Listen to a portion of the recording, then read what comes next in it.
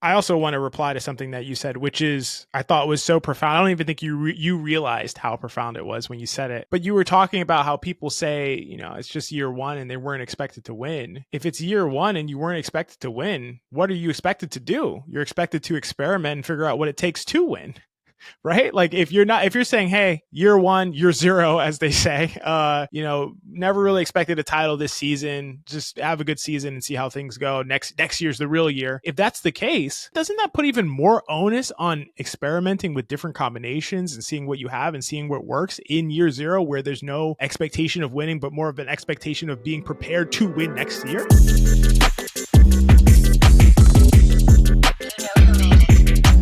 This is Hot Hand Theory.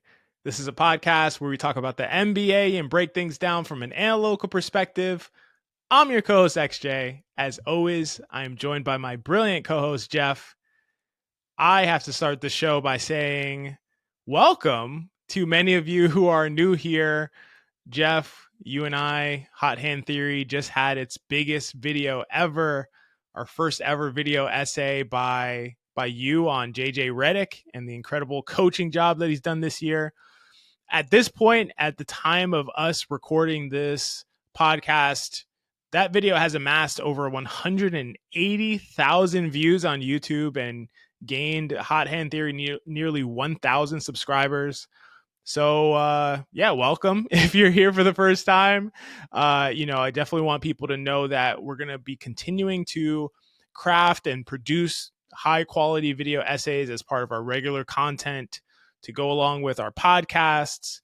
And, we have a lot of other unique, really exciting stuff coming out too. Geoff and I talk about this all the time, but we are literally just starting. Like, we have so much more in store. We are, in our first Frieza form at this point, and we'll continue to expand, do some experimentation, do some really cool stuff. So if this is your first time watching, or you've watched before and you haven't subscribed, go ahead and hit that subscribe button. I promise you'll be happy that you did. Today, we're going to talk Knicks. We're going to talk Lakers, who happen to have a matchup, but really we want to know which of these two teams are more likely to break into that elite tier of teams at the top. But that aside, Geoff, cheers to an incredible video, man. And anything that you want to add? Yeah, I mean, first of all, people hearing me talk, I'm probably going to sound a little bit different because they probably heard me talking into my laptop at 3 a.m. But this is me talking into a microphone, which is nice, which is a little bit nicer. That was the main critique of the video, which is totally reasonable. But we were just so excited to get it out. Honestly, it was our first attempt at content like that, and XJ, for those who don't know, I'm not going to say he's hard to impress because he's one of the most supportive people I've ever met, but also he's very even keeled. He doesn't get too high, doesn't get too low. And so when I sent him the rough draft, I don't think I've honestly ever felt as good about myself as his response, getting the overwhelming, holy shit, this is really good. This is your analysis of these three games.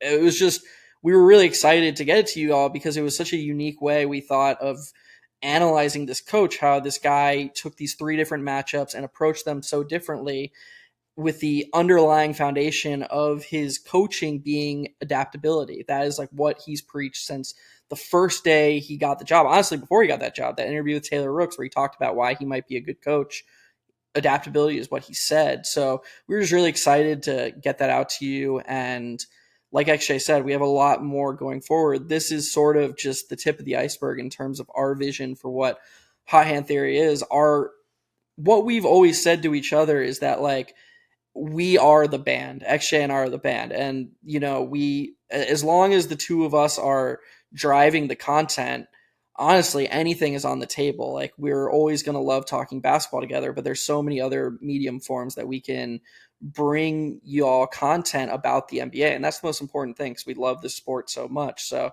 just super excited about that before we hop into the episode today. Super excited about it. I was, in fact, very excited. I don't always, as Geoff suggested very kindly, I don't always express such high enthusiasm and excitement at all times, but I was about this video. And yeah, it goes to show that it was well placed, and really excited about that and the other content that we have coming, more video essays, more other things. So, more podcasts, of course, as we jump in here. Geoff, let's start with the Knicks, who after the Boston dismantling, won 3 close games in a row, and then recently lost to the Warriors. They were without Karl-Anthony Towns, who was out for personal reasons. Obviously, our thoughts go out to him and his family. We obviously hope the best for him and them.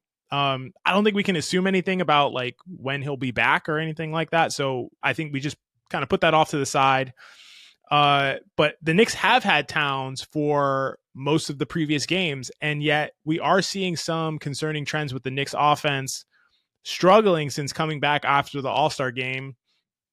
And let me go through some of the data. Over the 7 post All-Star break games, the Knicks are 25th in the NBA in offense, scoring only 109.7 points per 100. This is down from 122 points per 100 prior to that, which was second in the league. Obviously, the Knicks are known as an elite offense. We have not seen that in the 7 games post All-Star break. They have been below average and really in the bottom, towards the bottom of the NBA.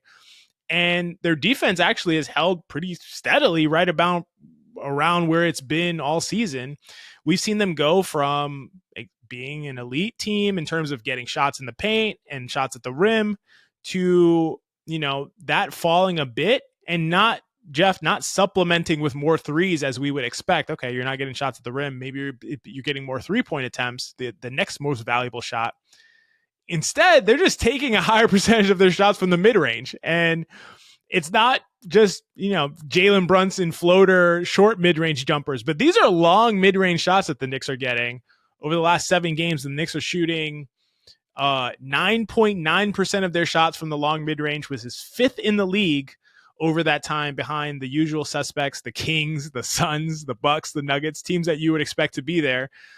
And let's be clear, I just also want to say this is not because like their transition frequency is down or something causing their rim attempts to go down. It's not like some kind of fuzzy stuff like that. They have about the same transition frequency over this stretch as they have had the entire season.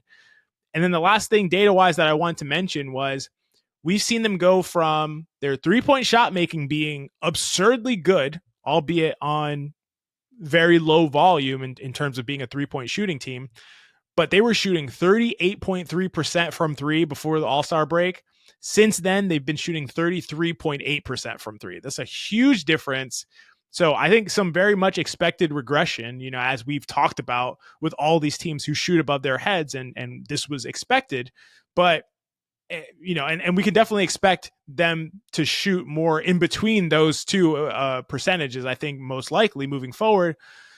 But I don't know. These are still very concerning trends, in my opinion. And I'm just curious your thoughts about all of this, especially as it relates to the offense. Is this just a blip in terms of regression and something we expect to get cleaned up? Or is there something to their offense not necessarily clicking now that their shot making has gone from godlike to just about average? Yeah. So the thought that I have, I think, is probably going to rub some people the wrong way, at least initially. So I hope you'll stick with this with me. So my thought is that the people out there who thought that Mitchell Robinson was going to come in and fix everything, I hope they're starting to see what XJ and I have been talking about for almost 2 years now together. Since the first episode we've been on this, when we have had this show together, we've always talked about trade-offs. And the way people talked about Mitchell Robinson is that, oh my gosh, they have this elite offense, and now they're going to bring back arguably their most important defender besides OG Anunoby. They're just going to marry this elite offense with rim protection. Everything's going to be great. It's going to be an elite offense. And look, Mitchell Robinson has played limited minutes. He is a very good basketball player, and he can help them in certain areas. There are positive trade-offs and there are negative trade-offs. To anything you try to infuse to any situation, there are trade-offs. So this isn't even a critique of Mitchell Robinson. But what I'm trying to say is that the Knicks ceiling, this collection of players, the ceiling, is going to lie in Karl-Anthony Towns playing center. That's what it is. And if you thought that they were going to just be able to keep the spacing, keep the 3-point shooting, but add Mitchell Robinson to the equation, now you have the defensive rebounding and the rim protection, and he'll get some offensive rebounding, so maybe they'll lose a little space, but they'll make up for it on the offensive glass. I don't think it's going to work that way. And this is a systematic thing where whether the Knicks hit their ceiling or don't hit their ceiling, it's going to fall on the things we've been talking about all season. How are they creating their advantages? Who are they running the offense through?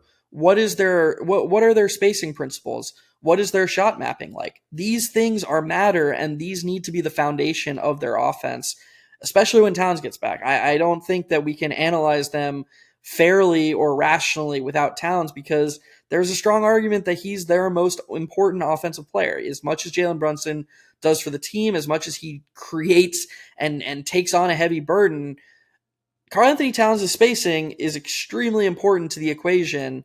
And so, yeah, I mean, to me, my thinking in this post All-Star game stretch is I think they've kind of gone away from valuing the spacing that created pathways to the rim for their guys and created these high shot quality 3-pointers that they were getting before the All-Star break.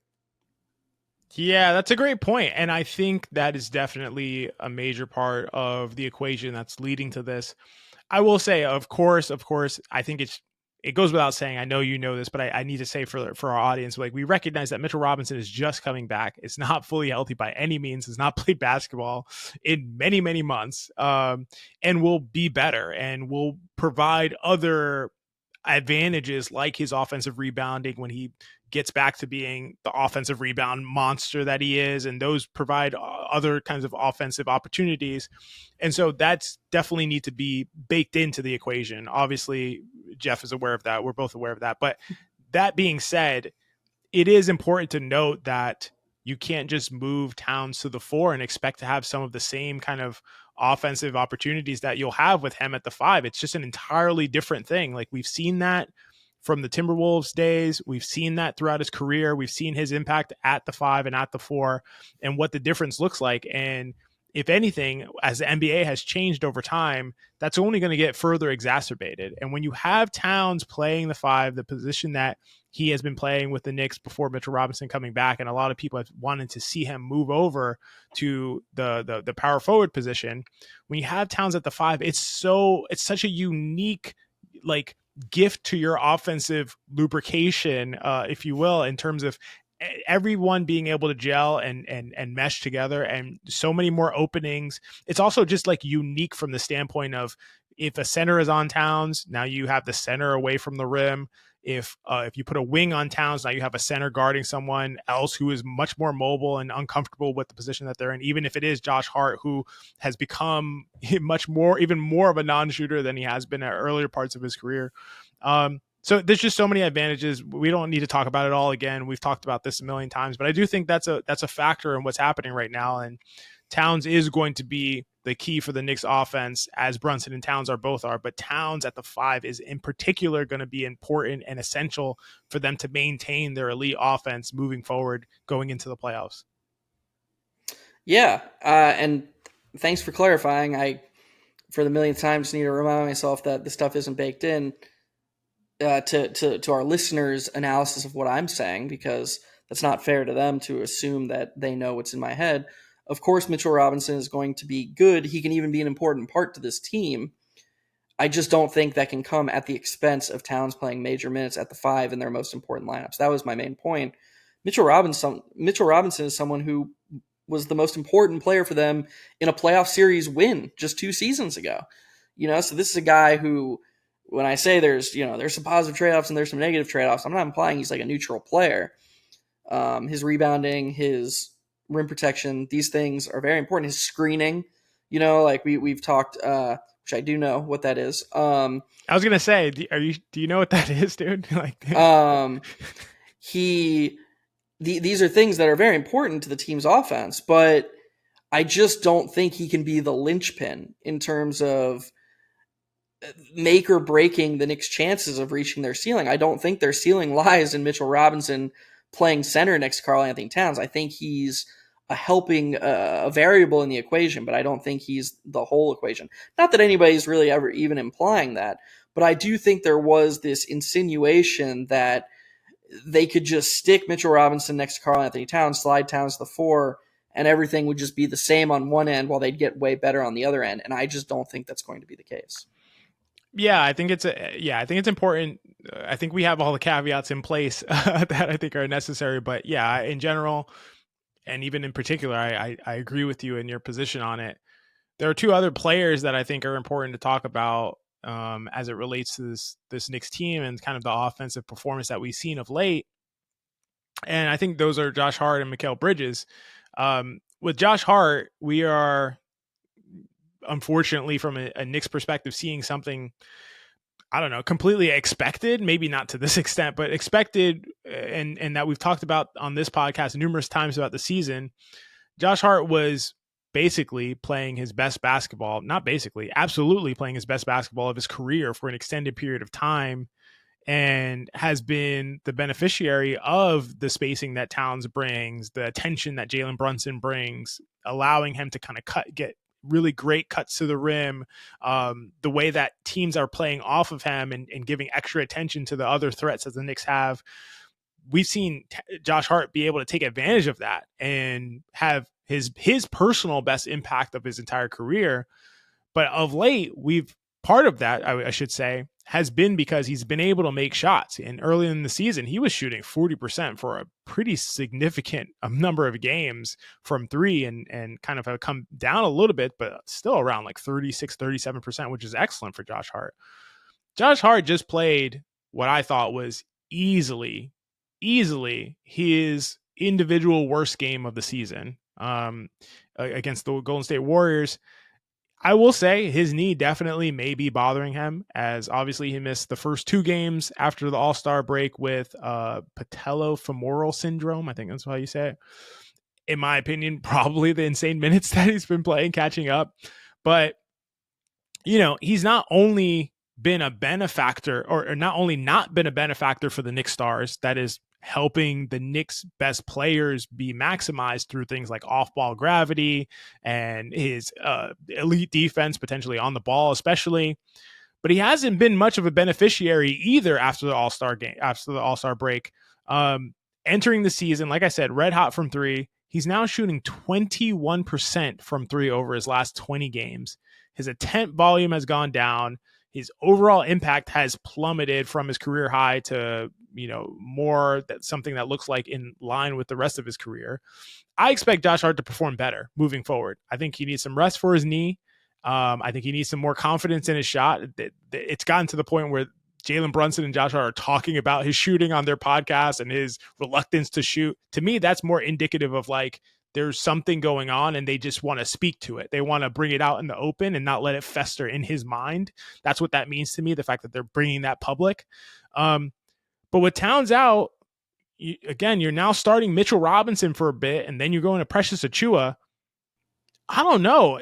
Does it make sense that Josh Hart is forced in that mix, especially with his shooting being how it is, his explosiveness seeming to be diminished to some extent? I don't know. To me, it's like we've been on the start Deuce McBride conversation all season, and I don't want to like go into that whole conversation again just because we talked about it so many times.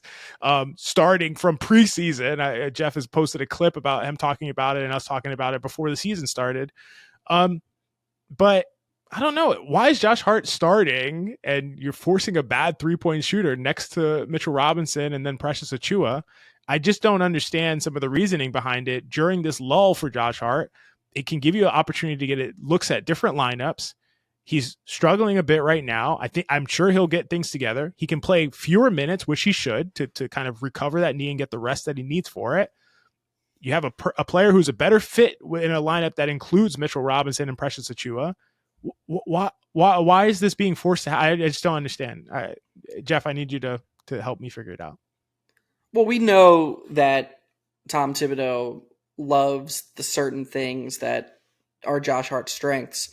I think there are two. I'm sorry, I can't really get into Thibodeau's mind because I agree with you. This seems pretty open and shut. I do know that he worries about the rebounding.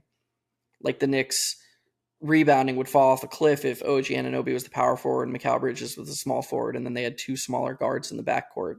That would put a lot of pressure on Mitchell Robinson.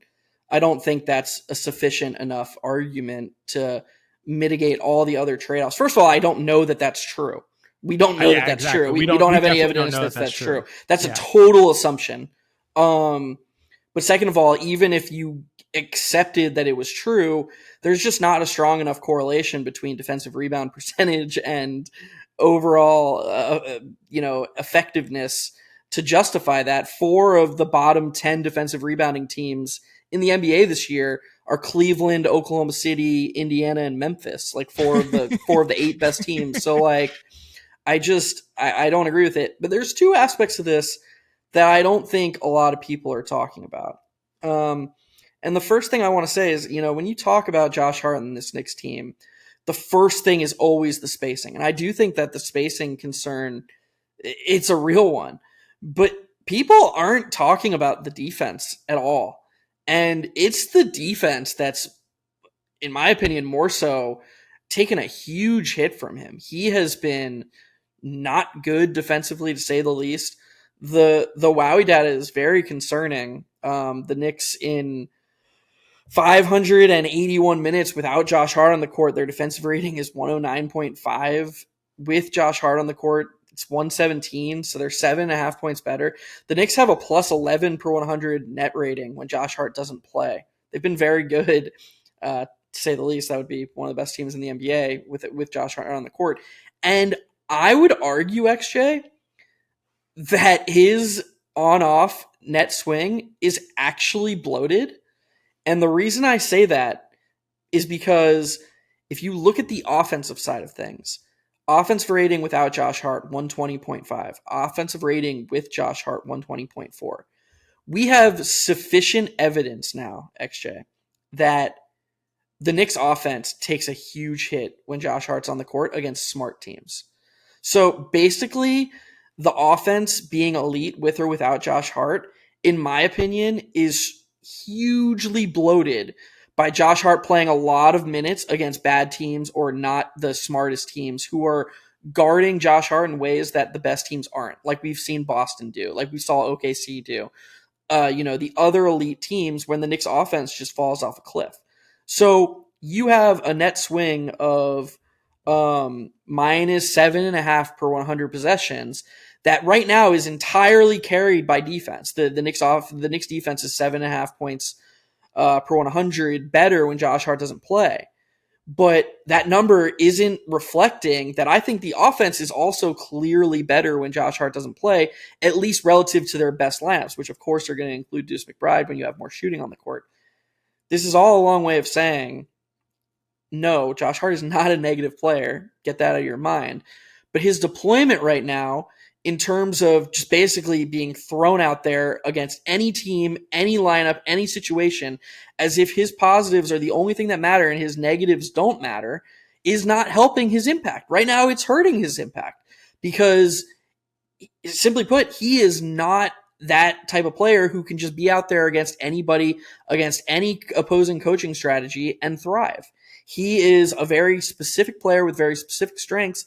I think his biggest strength, what he does for a team's pace and transition single-handedly, is most valuable when Jalen Brunson doesn't play. Because the Knicks offense in the half court, especially without Towns, but even with Towns the half court offense just falls off a cliff without Jalen Brunson. Jalen Brunson is their driving force. When do you need transition opportunities the most? When your half court offense is struggling. Have Josh Hart, cut back on Josh Hart's minutes a little bit, play him 25 to 32 minutes a night, have a higher percentage of his minutes played without Jalen Brunson so that his impact is higher, so that what he does on the defensive glass, putting his team in transition, getting the Knicks to play faster, all of a sudden that takes up a higher percentage of his impact. In my opinion, we'll see his impact increase. Right now, XJ, Jalen Brunson and Josh Hart have played almost 9 times more minutes together than they've played apart. It's like 1,800 minutes together this season and 250 minutes without each other. That's insane. For comparison, for people out there who don't understand how insane that is, Nikola Jokic and Jamal Murray, who both play a lot of minutes when they're healthy, And Mike Malone has a very similar rotation strategy to Tibbs. He loves playing his starters to start the first and third quarter a lot. They've played 1,300 minutes together and then like 650 minutes apart. So it's like a 2-to-1 ratio, not 9-to-1. This is extreme to the max, and I think it's reached the point where it's hurting all the players, not just Josh Hart. It's hurting Hart, in my opinion, because he's just being overtaxed and put in positions where I don't think he can maximally succeed. But then also his passive impact that we've talked about multiple times, what he does to the spacing when he's not on the ball and Mikal Bridges has the ball in his hand or OG Anunoby has the ball in their hands. Their offensive impact ceiling is lower next to Josh Hart because they're just playing 4-on-5 and they're not cut out to play 4-on-5. So it's like this double whammy of negative impact. Yeah, these are incredible points. See, this is why you're my brilliant co-host every time. Every time I say it, I mean it. These are incredible points. I think the biggest one that stood out to me of what you were saying is that Josh Hart is such a unique player. Like, he's such a unique player, and there's really not many, if any, players like him in the NBA. I would say he's one of the most unique players in the NBA. In terms of just what he brings from his position, from a player of his size, it's just a weird combination. I don't mean weird in a negative way. A weird combination and package of skills. And what that means is that there are some situations where it's extremely helpful and can be such a curveball for teams, and teams can't necessarily figure out how to deal with it depending on his deployment. And there are situations where actually he can be negative for your team depending on how teams deal with an approach, potentially attacking him, especially on the offensive end. And I just think that that's such an interesting thing. And that's actually one of the issues with looking at aggregate numbers across an entire season, in particular with a player whose impact is so contingent on the way that defenses approach him. We're looking at numbers that just say, okay, across an entire season, here's the on-off, here's the impact, all of those kinds of things. But we're not be able to understand and break apart the fact that those are just averages. He could have one game where his impact on the game is 10 points per 100 possessions, and it's incredible. He can have another one where his impact is minus 10 points per 100 possessions, and that's horrifying. But then you look at his average, and it's a 0. It's like, oh, he's a neutral player. Not obviously, I don't think he's a neutral player. I think he's a better than neutral player on average. But that is just to say, something that we don't consider is variance in impact. So there's impact, and just like there's 3-point shooting percentages, anything that's a percentage or a rate or a stat like that, if it changes from game to game, we see variance there. And that variance is one thing if it's just variance by the normal ebbs and flows and the natural state of the game. That's expected for every player. It's another thing if the variance is controlled by the opponent. That's an entirely different thing. And with Josh Hart, that is something that I think that we see. The variance in terms of his impact is oftentimes controlled by the opponent in the way that they deal with him being on the court, especially when the Knicks are on offense. There are things that the Knicks can do to counteract that, and I think they do quite a bit of that. And that's why we see his personal numbers putting up career highs across the board. But there's more they can do in terms of putting the ball in his hands, in terms of staggering him with Jalen Brunson more, like you suggested, Geoff, and other things that they can do, get out in transition more, play him with a much more up-tempo surrounding cast. You play him with, guys like Cam Payne, Deuce McBride, put space out around him. You'll get so many more easy shots, and I'm sure he'd be happier with that situation too. So there's just so much more that goes into it than looking at some of these kinds of overarching averages. And I just feel like there's a lot to be desired, to be explored, to be probed into, as opposed to just playing 1,700, 1,800 possessions of the same exact lineup over and over again, trying to see if something magically different will pop out of it. There's so many other things and avenues to be exploring, and that's just not happening. And that's one of the biggest problems that I think that we're seeing with the Knicks this season.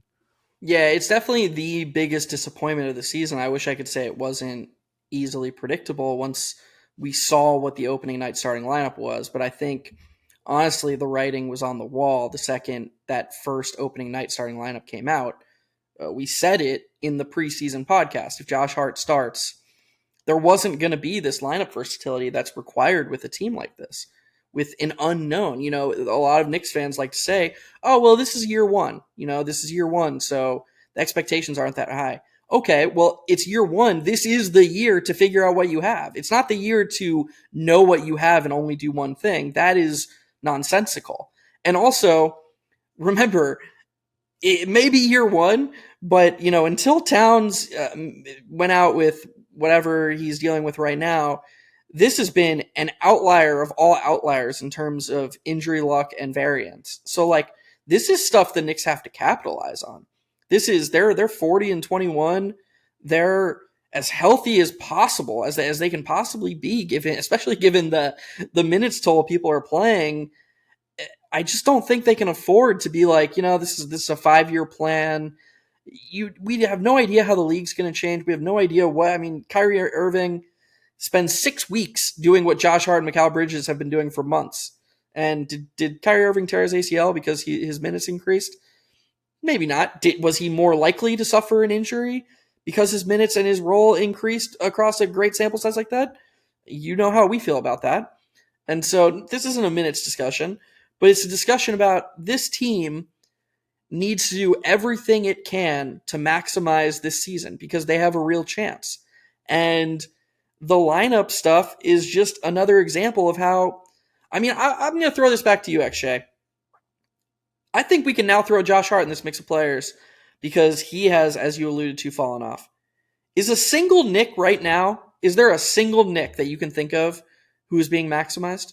A single one that you can say, yeah, they are being put in their maximal chance to succeed from a lineup role, all the stuff, and then it is being reflected in the data. Because I honestly, the best answer I could give you is campaign.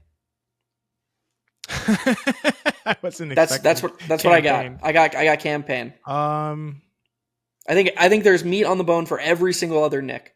You tell me a Knick that's important to this team, and I think I could give you a way that the Knicks could be using him better. And I don't even think I need an answer. I think I could just show you the data.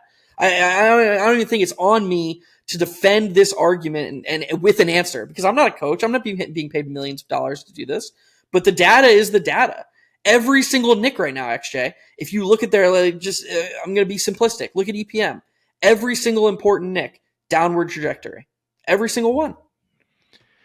Yeah, I think the answer is probably no. I don't think any Knick or any critical Knick, like you mentioned campaign, and we could argue that one, but is that really an essential argument to kind of the undercurrent of what you're trying to express here? Probably not. Like if you're not maximizing anyone but your 8th man or your 9th man, like I don't think that makes it better. So I'm sorry, actually, I just have to jump in. People yell at Mikal Bridges to get to the rim more. Do they watch the film and see that every single time the ball swings to him and he tries to attack a closeout, he's playing 4-on-5. He can't get to the rim more in these lineups that he's in. He doesn't initiate offense, and I know actually I wanted to talk about that, so I'm going to steal that a little bit. He's not the tertiary creator that was promised. They run the offense through Jalen Brunson the majority of the time, and he too, like Josh Hart, is playing an absurd amount of his minutes with Jalen Brunson. There's no staggering there. It's like an 8-to-1 ratio. It's like 1750 and 250 or something like that in terms of how many minutes Mikal Bridges has played with Brunson, how many he hasn't. They're just not playing together. So the Knicks are getting no tertiary creation from Mikal Bridges, and he plays all the time with Hart or another non-shooter like Precious Achiuwa. There's no pathway to the rim for this guy. Go down the line. People want Karl-Anthony Towns to shoot more threes. He's never open. They don't run. This isn't a Cavs situation where they have this beautiful team offense with all this off-ball movement. They run one of the most simplistic schemes in the league. Expect Jalen Brunson to create offense time after time in a shoebox and create an advantage, but then they funnel the ball to these non-shooters and the advantage is neuter. Towns doesn't have a slew of open shots. So you talk about all these players and the meat that is on the bone, but it starts with the role and the deployment. It definitely starts with the role and the deployment. And like you said, I do want to touch on Mikal Bridges. I also want to reply to something that you said, which is I thought was so profound. I don't even think you realized how profound it was when you said it. But you were talking about how people say, it's just year one and they weren't expected to win. If it's year one and you weren't expected to win, what are you expected to do? You're expected to experiment and figure out what it takes to win, right? Like if you're saying, hey, year one, year zero, as they say, never really expected a title this season. Just have a good season and see how things go. Next year's the real year. If that's the case, doesn't that put even more onus on experimenting with different combinations and seeing what you have and seeing what works in year zero, where there's no expectation of winning, but more of an expectation of being prepared to win next year? Like Mark Daigneault, the coach of the Thunder, had a quote where he said it'd be irresponsible of him to not explore his options with his team in preparation for the playoffs. Irresponsible, he said. Imagine how much more important it would be to experiment and see what you have if you're not expected to win this season. Mark Daigneault is coaching the best team in the league, a team that's been one of the best teams historically based on some of the metrics around team success relative to the league. This is a team that is expecting to win the championship. They will be the favorite to win the title this season. That's the team that the coach is saying, well, it's going to be irresponsible of me to not experiment and see what I have and see what works and be prepared. You're talking about a team that people are saying they don't expect to win this season, and they're running out the same lineup, 2,000 possessions. We're not even at the end of the season. That boggles my mind. On top of some of the shortcomings that you're describing in terms of deployment, I mean, Mikal Bridges, I definitely think largely his issues are on deployment, but I do think there's some for him to explore as well. We've seen him now get benched in crunch time against the Heat in that situation. I think when you bring in Mikal Bridges, you not only have to believe that his defense at the point of attack, his defense on wings is going to be exceptional. His shooting especially from the corners, is going to be exceptional. But also, it's just not those two things. He has to be able to come in and create shots against weaker defenders. That is part of the package that you're trading for when you're trading all the rest of your assets, whether people think they're just picks in the 15s and the 20s, whatever you think about it, those are the assets you have. You don't have anything else.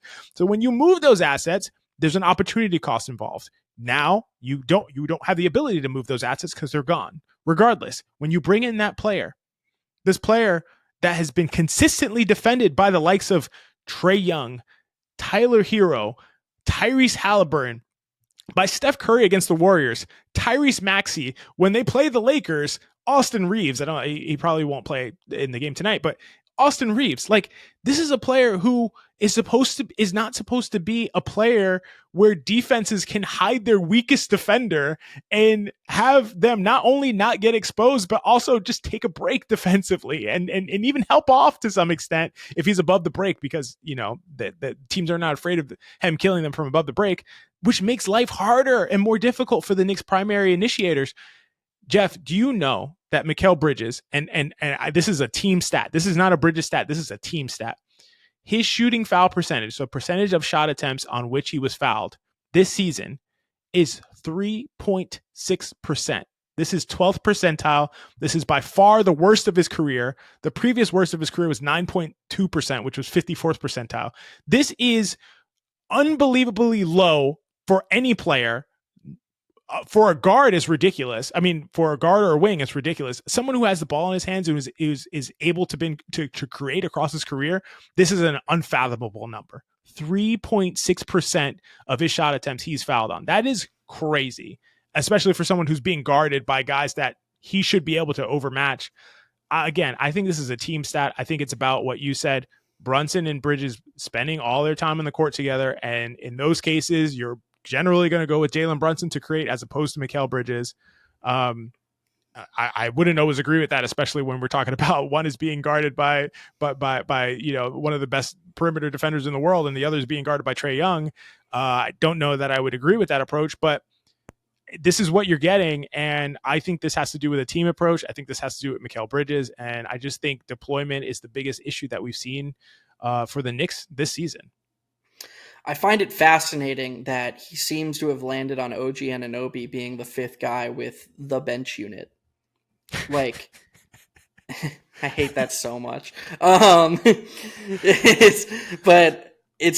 mean, the Warriors game was just nuts. Like, he was just like, all right, bench unit over. And he just brought all the starters back in the fourth quarter. And it was just, it's like a hockey shift. It's so wild to me. But, anyways, irrespective of that, if I was going to say, we talked about a couple of minutes ago, I was talking about the absurd minutes with and without that Bridges has played with Hart and Hart has played with Brunson and Bridges has played with Brunson.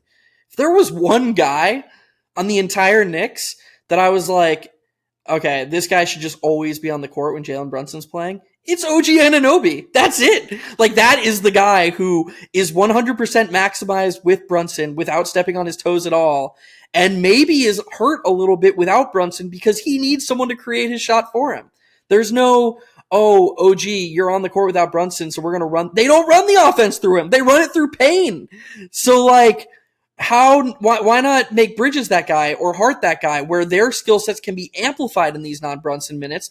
You get the best of OG Anunoby, the best of Brunson because they're playing together all the time. They're building that chemistry you seem to value. You have OG Anunoby always covering for Brunson defensively. You have Brunson always creating those shots for OG in the corner. They're perfect synergistically. If you're gonna rotate the way even rotating the way Tibbs does, he's not even doing it correctly. He's not even playing the right guys correctly for these absurd stretches on and off. I can't wrap my head around it, and it honestly feels redundant to talk about it so frequently, but at the end of the day, all roads lead back to this. Everything starts here with how these players are being used, what lineups they're using. This is the origin. The players can only do so much. And yeah, there are things we can talk about with the players needing to do more. We can talk about Hart, being more locked in off the ball defensively. We can talk about the tactics of everything. We talk about Bridges, Towns. They just need to be more aggressive. But a player to be fully maximized, a player in today's age just has to be put in the best positions to succeed. And I don't think any of the Knicks are. Man, we can talk about this indefinitely for sure. Definitely a lot of issues that we're seeing, a lot of them coming to fruition now in terms of the actual output from an offensive standpoint. I don't think this will continue forever. I think, whenever Towns is able to get back, that will help things, and there'll be some experimentation with Mitchell Robinson we know will happen. So some of those things will get back on track before the playoffs, hopefully. But, there are some major, major, major concerns that I'm not sure will get ironed out in time. And it really revolves around deployment.